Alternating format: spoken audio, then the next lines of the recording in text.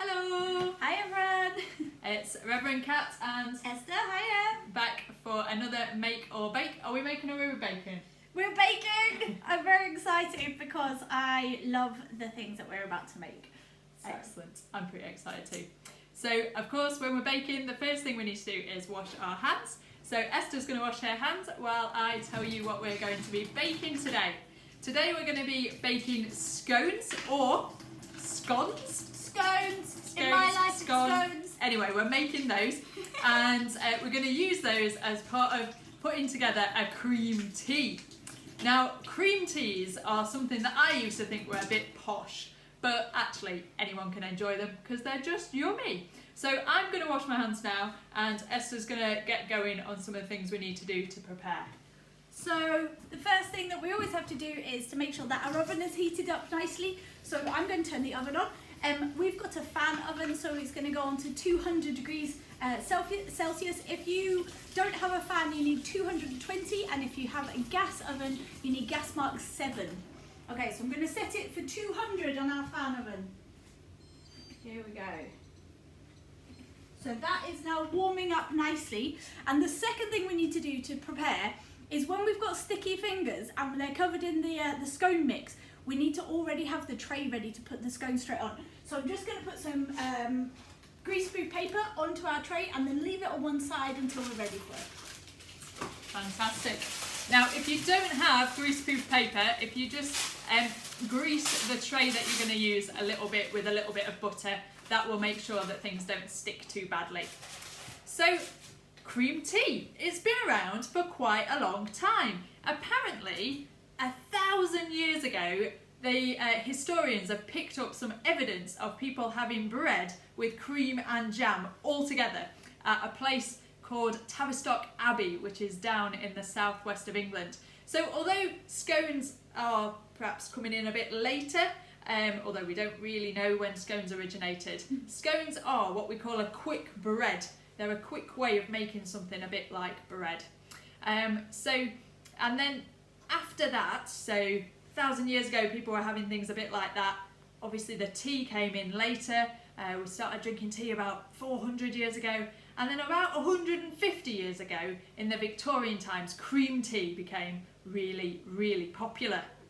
I did not know any of that. I'm just listening with great interest here. And they're still very popular in my life. So what do we need to make our scones? Well, so might be the easiest scone mix that you'll ever see. It needs only 3 ingredients. Kat, would you like to share the dry ingredients and I will get the wet ones out the fridge? Okay, so you need some self-raising flour. That is the only dry ingredient. If you're still struggling for flour, we're really sorry. We did do a recipe without any flour last week, so you might want to look up the flapjack if you're still struggling to get flour and you've not made that yet.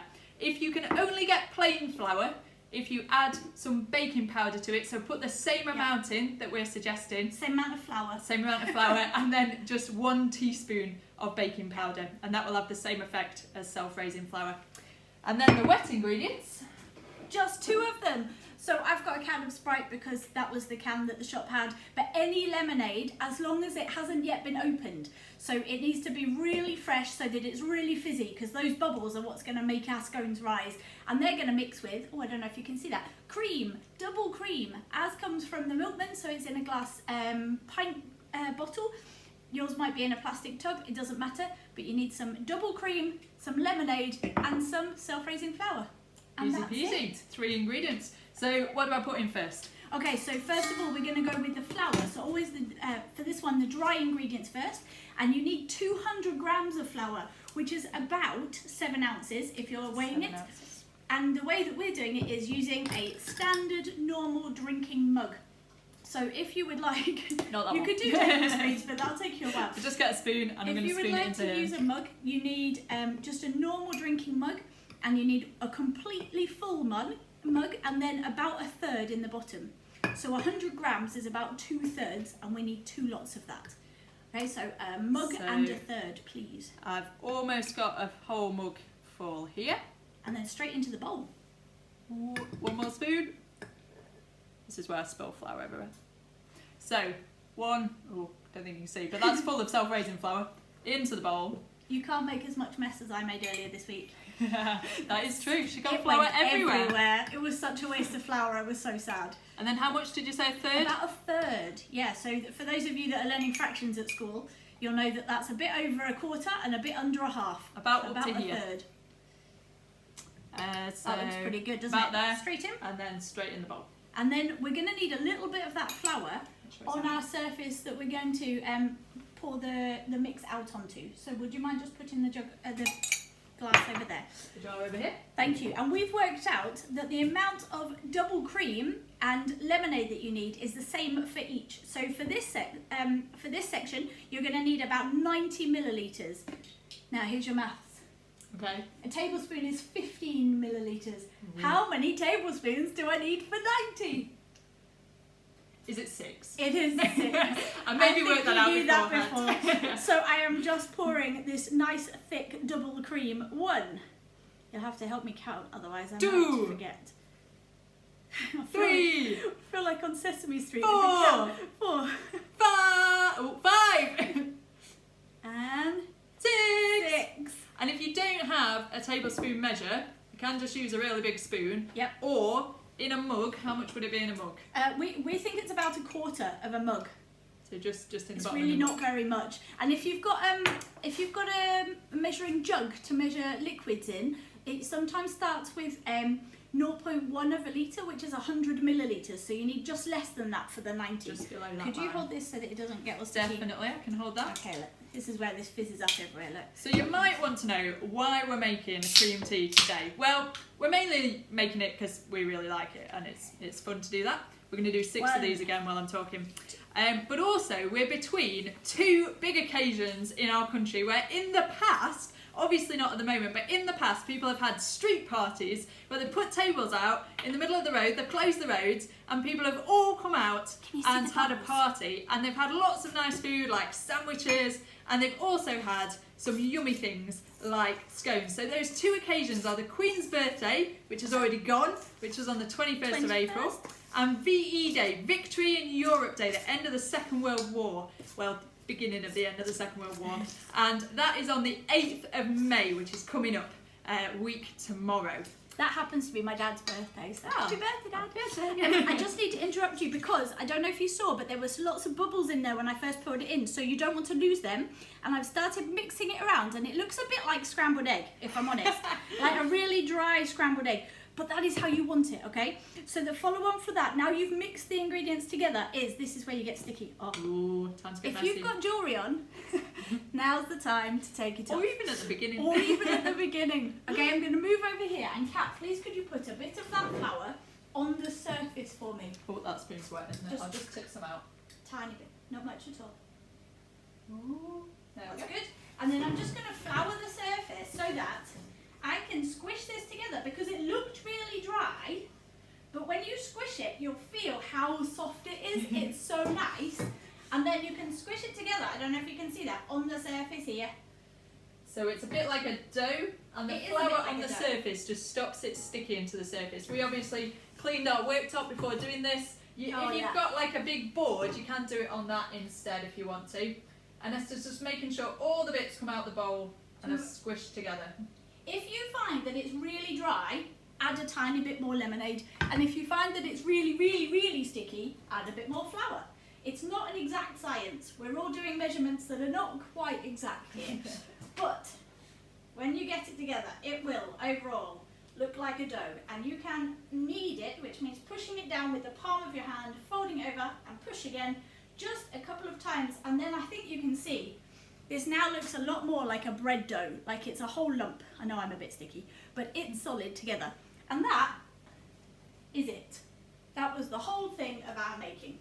So, Kat, I'm squashing this with the palm of my hand Yep. to about the size of my knuckle, which is about 2 centimetres. Just that bit there, about 2 centimetres. And then we're going to cut it out. So Okay.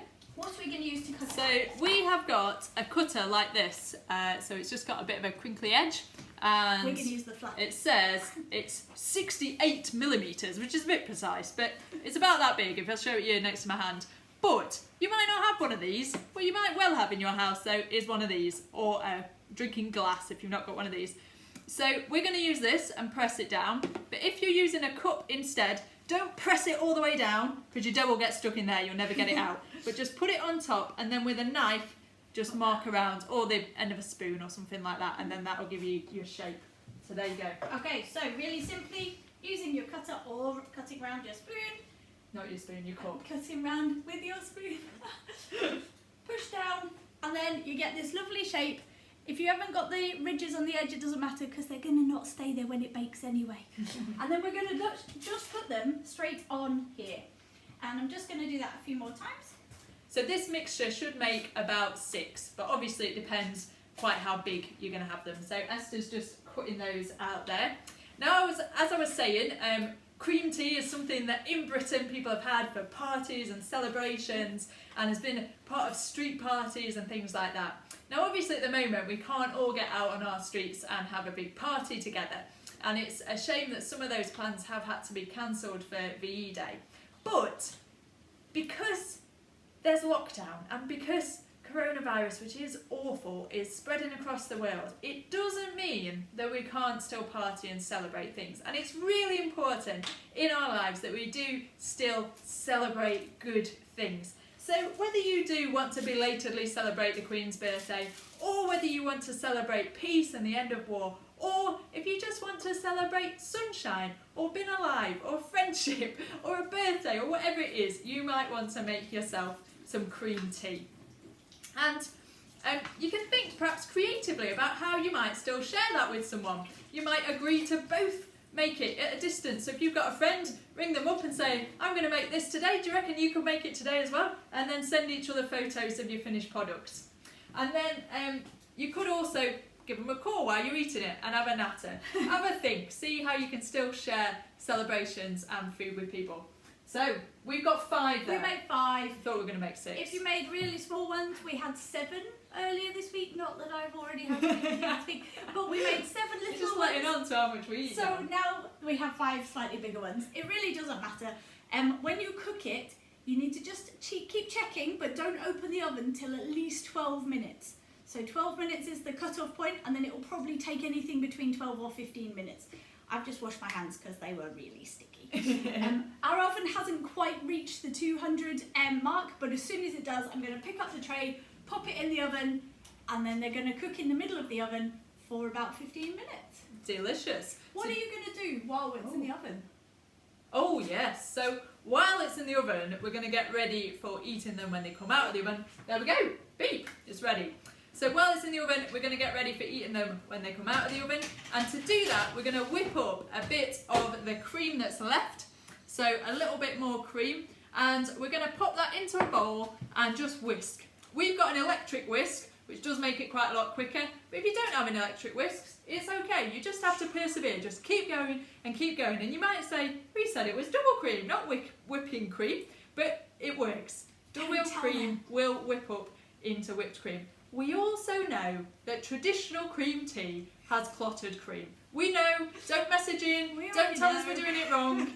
We've got, what is it? Whole cream. Double cream. Double cream But left also, from our baking, and it tastes delicious. So judge us if you want to, but we're going to have this with it. we got a pint of double cream, and that will have made 2 lots of scones with cream on top and some cream on top of fruit salad. So I think it's worth using the same cream and not buying loads of different creams because they just take forever to use up.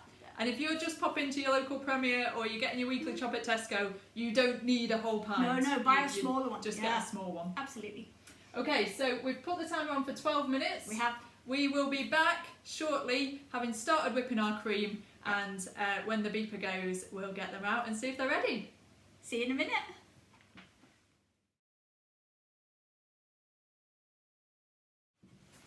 Hiya, welcome back. So the oven is about to beep, so I'm going to use our electric whisk to whisk the rest of our cream up. And it's really loud. It's really loud. You can see we've just got a little bit in there, you don't need lots. So like we say, you can do this by hand, but you should have started before now because it takes much longer by hand.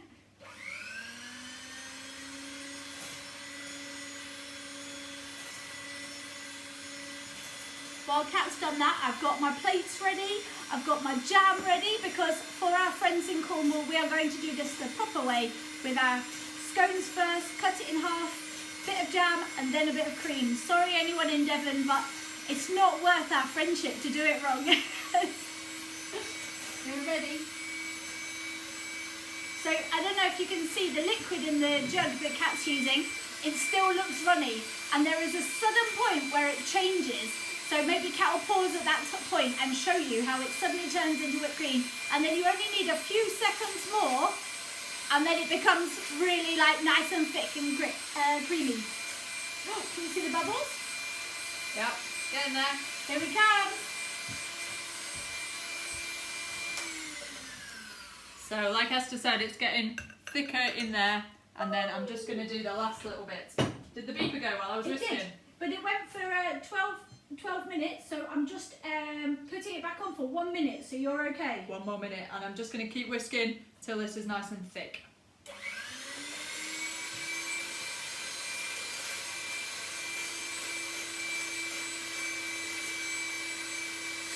And can you show them now? So technically this is whipped, this nice thickness, but if you try and put that on a warm scone, it will just melt and run off the side. So a little bit more, please. But once it gets to this point, it doesn't pour anymore. Yeah, it's not liquid anymore. So that's the kind of state, and then we're just going to do it a little bit more. But don't do it too much, because over whipped cream it's not as really tasty. Gross. So Oh, it just beat together. a minute.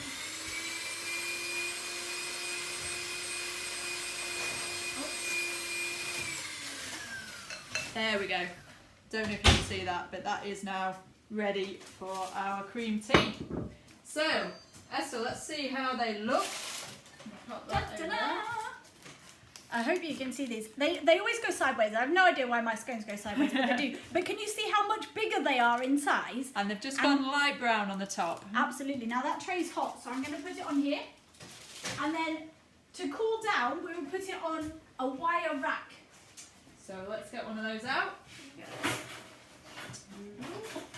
Let's do some... So we've got a wire rack like this. If you don't have a wire rack, don't worry. But if you can find a way of getting a bit of air underneath when they've been cooked, it helps them to cool and not go soggy on the bottom.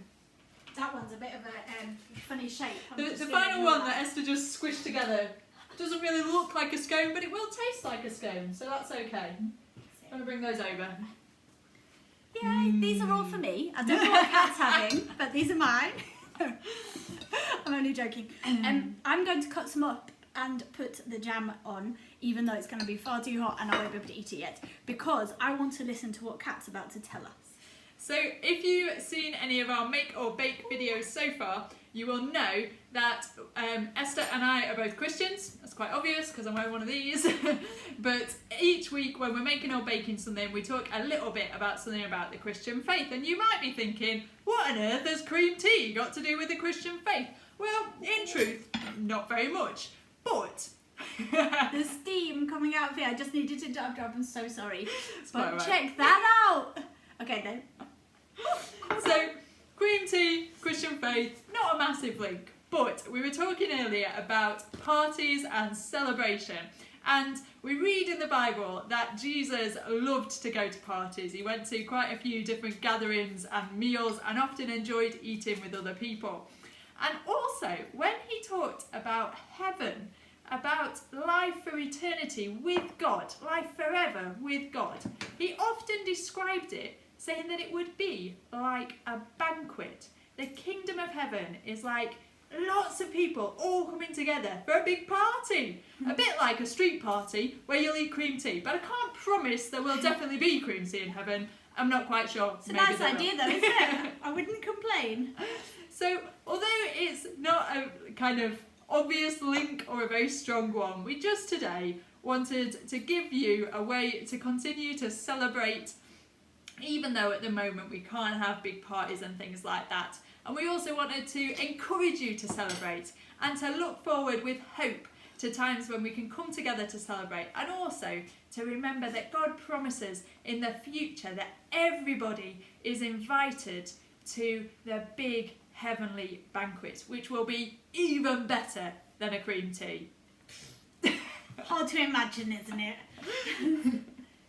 Do you think there might be cheese as well? Because that would add to it for me. Cheese. Also, because these have got lemonade in, people think they're going to be sweet, but they're actually not. So if you don't like jam or you don't like cream, I had some with mashed banana on, which Kat said was disgusting. Revolting. But they were so good. And I love scones with cheese on maybe some pickle, with however you want to eat them. They're like bread. Like just put whatever in it. You put them in the oven, you can stir in a few currants or raisins or sultanas. You could stir in a little bit of grated cheese if you wanted to. I wouldn't then have jam and cream with them though. That would be good. Traditionally people have strawberry jam. Somebody finished the strawberry jam. We've run out of strawberry jam, but we do have this nice jam that a friend made for us, so we're having that instead. This lockdown thing means that lots of people are doing baking, so you never know. You might even have jam that you've tried making yourself. I mean, if you've made jam, let us know, because I've never made jam. That would be very impressive. Kat. Are we ready for the cream? This is your one. There is no difference. I was just going to say, you're going to dollop your own cream. Oh, okay. So that you can have the obscene amount of cream that Kat's about to put on hers. It's Esther not thinks going to it's be the too same much. as mine. But I think it's just, you know, the amount that represents Oh, how look, good God is. you're making that look like that's all that she would have if you weren't watching. This little bit, look. You're not licking the spoon. So, we've got our food ready to eat, and as you all know by now, what we do before we eat is we give thanks, and we do so by rolling our grace cube and reading out the prayer that's on the top when it lands. If you've not got a grace cube, check out Make Your Own Grace Tube video, also on our YouTube channel, and make one. So I'm going to roll it, you're going to read it. You ready? Thank you, God, for those who grow, package, deliver, and prepare our food. Amen. Amen. Amen. Are you ready? Ooh. Ready? I'm ready. Okay. Oh, I've got some on my nose.